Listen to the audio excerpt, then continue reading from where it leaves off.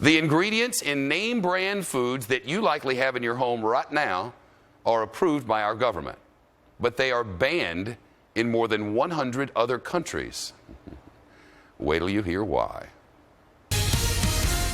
Some of America's most popular packaged foods and soft drinks contain ingredients so bad for you, they're actually banned in many other countries.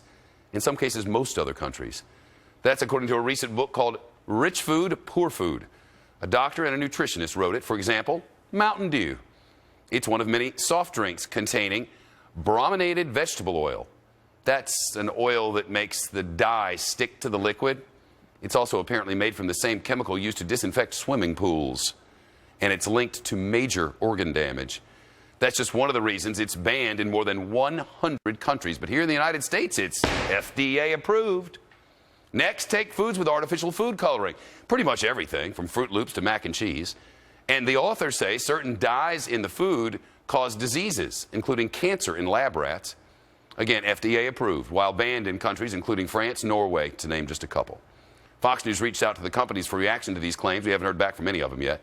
But the Food and Drug Administration, which approves these foods for our consumption, tells us it uses an extensive science-based process to evaluate the safety of food additives. Will Carr with the news from our West Coast News Hub this afternoon. Will? Shep, I know you're from the South, so you might be like me. I love hot sauce on just about everything. But what about putting hot sauce on your yoga mat?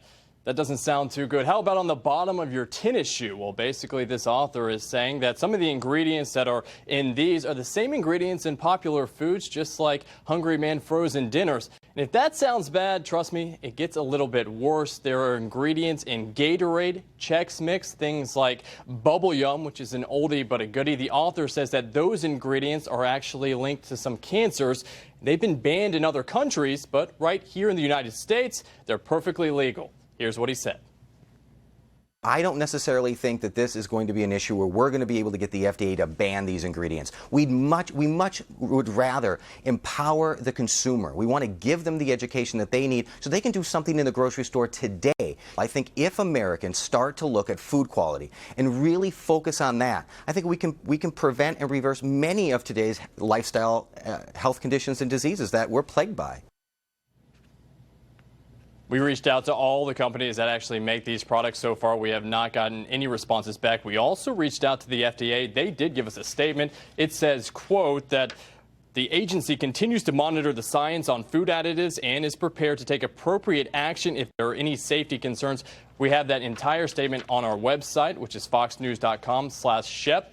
And Shepherd, I can tell you, if there's any silver lining here, it actually comes from my mom, who told me earlier today that this story just proves I need to eat more vegetables. That's Back it. to you. Will Carr, thank you, sir, live in Los Angeles, the newest member of the Fair and Balanced team, and we welcome him. Chemical found in a lot of the frozen dinners may be FDA approved over here, but in Singapore, if you use that same additive, be prepared to serve up to 15 years in prison and pay a fine of up to $500,000.